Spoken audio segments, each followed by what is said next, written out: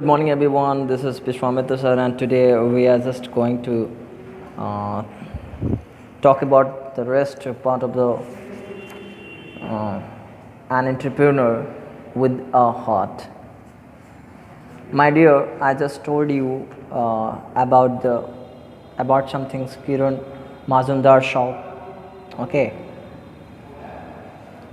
and after that, but the what does it say? I mean, this chapter, biotechnology, as you know, is the use of the biological process, organism or system to manufacture newer and better products. It is being used to get organism to produce new drug and to engineer cell to regenerate damaged human tissues.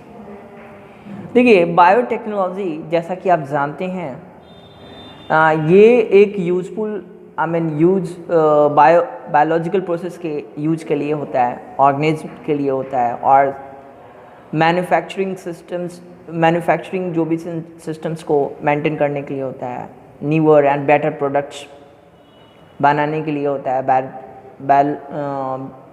Biotechnology. Actually biotechnology का meaning क्या होता है? Bio it mean कोई living जीव, organism, technology नई जो भी चीज़ है, जो मशीन हो गए, ये सारी चीज़ टेक्नोलॉजी हो गया। And logy it mean study about both things, organism and technology, those are biotechnology. It is being used to get organism to produce new drugs. और ये क्या करता है? ये आपको एक ऑर्गेनिज्म को प्रोड्यूस करता है, एक नए तरह के ड्रग्स यानी कि दवाओं का प्रोड्यूस करता है। And to engineers cells to regenerate damaged in human tissues.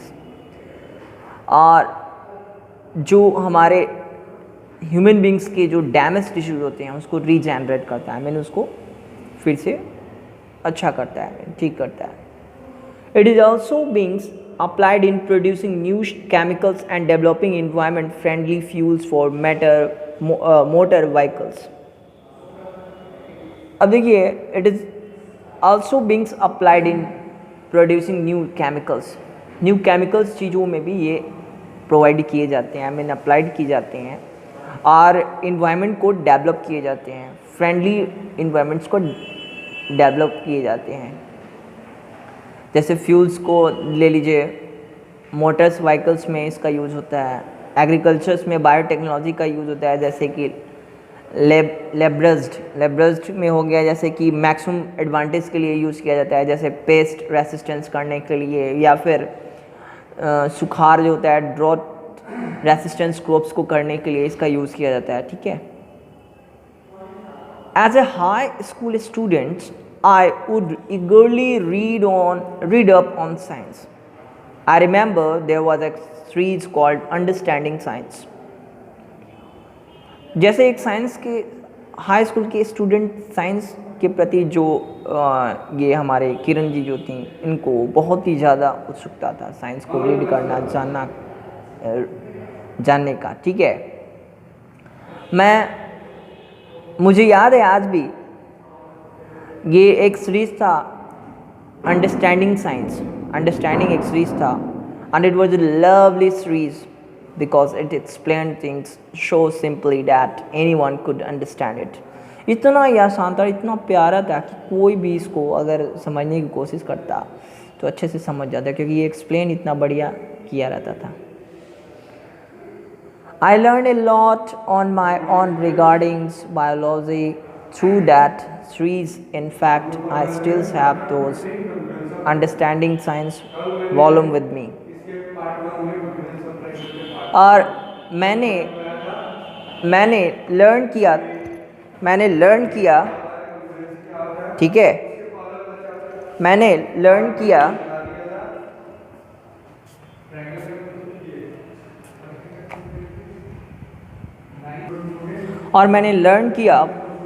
a lot on my own regarding biology biology से संबंधित बहुत सारे चीज़ को मैंने लर्न किया है साइंस में, ठीक है। और इस सीरीज़ की मदद से, अंडरस्टैंडिंग साइंस के मदद से, वास्तव में I still have those understanding science volume with me. और वो आज भी, अभी भी जो है अंडरस्टैंडिंग साइंस का कुछ ना कुछ महत्व, मतलब कुछ ना कुछ चीज़ें जो हैं आज भी मेरे पास हैं, ठीक है। Give my fascination with science, it was no surprise then that after finishing schools I wanted to become a doctor।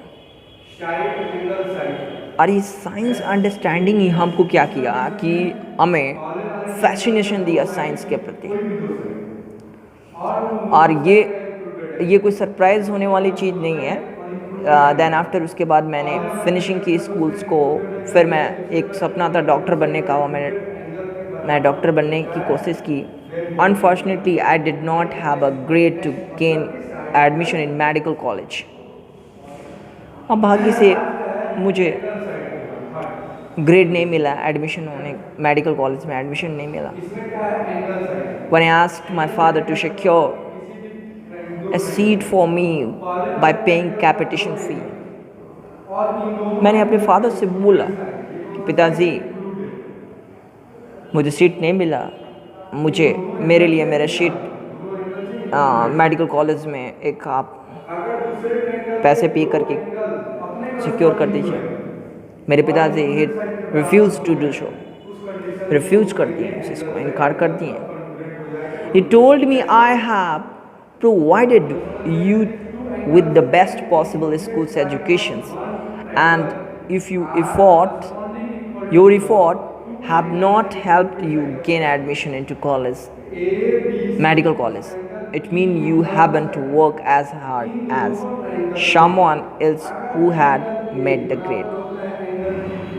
देखो यहाँ पे क्या हुआ, फादर बोले, वो फादर मुझे बोले मैं तुम्हें प्रोवाइड कर सकता हूँ, बेस्ट पॉसिबल स्कूल प्रोवाइड कर सकता हूँ, यदि तुम्हारा प्रयास नहीं होता, यदि तुम्हारा प्रयास, your effort have not helped you, तुम्हारा प्रयास तुम्हें मदद नहीं करता है ना एडमिशन लेने में मेडिकल कॉलेज में। इसका मतलब यू हैवंट वर्क, इसका मतलब यही कि तुमने वर्क नहीं किया है। जितना वर्क हार्ड करना चाहिए, जितना दूसरे ने वर्क किया उतना तुमने वर्क नहीं किया। Who has made the grade, जिसने ग्रेड ये पाया, जितना मान लो दूसरे ने ग्रेड पाया उतना तुमने ग्रेड नहीं पाया, इसका मतलब तुमने उतना मेहनत नहीं किया है। फादर ने बोला money is not the currency with which you buy favour but the currency with which you make a difference to society. Money जो है वो, ये ऐसा नहीं है, currency is not a currency which with which you buy favour. जैसे money का मतलब वो नहीं कि आप जो चाहें आपके फेवर में हो, जैसा चाहें वैसे कर लें, है ना, और सोसाइटी के बीच डिफरेंस लेकर आ जाए। मनी का मतलब ये नहीं। His words of integrity taught me an important lessons in meritocracy and in not having a sense of entitlement. अब आगे देखो क्या करे, ये जो वर्ड है इंटीग्रिटी का, जो वर्ड है ये मुझे सिखाता है कि इंपॉर्टेंट लेसन हमको देता है। मेरिटोक्रेसी का मतलब यहाँ पर देता है holding of power by people selected one of the basis of their ability. यानी कि मेरिटोक्रेसी का मतलब जो व्यक्ति अपने एबिलिटी के बेस पे कोई चीज़ को ऑब्टेन करता है वो होता है मेरिटोक्रेसी। तो ये मुझे मेरिटोक्रेसी सिखाता है। और is not having a sense of entitlement, और ये नहीं देता है कि ये आप इस चीज़ के अधिकारी हैं, है ना, ये आपका इस पे कुछ चीज़ पे अधिकार है, ऐसा नहीं है। अधिकार हमारे मेरिट के बेस से कोई चीज़ मिलता है। जैसे कोई व्यक्ति सोचता है कि मेरे पास पैसा है तो मैं ये चीज़ कर सकता हूँ, मैं वो चीज़ ले सकता हूँ, बट ये पॉसिबल नहीं है। सोसाइटी में सभी इक्वल हैं, एवरीवन इज़ इक्वल, बट आप कैसे आप उससे बेटर हो सकते हो, बेटर आप तभी हो सकते हो जब आप मेहनत करोगे।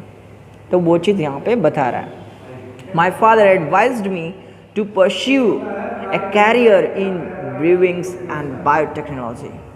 The field of applied science that have fascinated me as a child. मेरे पिताजी ने मुझे एडवाइस किया परस्यू करो अपना कैरियर इन ब्रेविंग में और बायोटेक्नोलॉजी में.